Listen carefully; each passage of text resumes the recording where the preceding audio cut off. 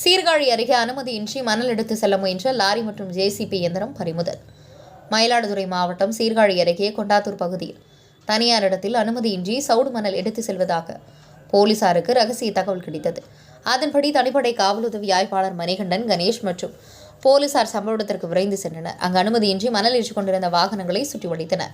போலீசாரை கண்டதும் லாரி ஓட்டுநர் உள்ளிட்டோர் தப்பி சென்றனர்.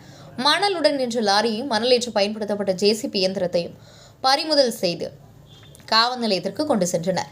தப்பியோடைய ஓட்டுநர்களை போலீசார் தேடி வருகின்றனர். உங்கள் பகுதியில் உடனுக்குடன் முக்கிய செய்திகள் உங்கள் விரல் நுனியில் காண எங்கள் தவசி நியூஸ் 24 சேனலை காண தவறாதீர்கள்.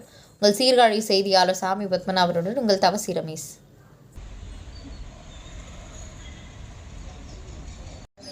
நன்றி.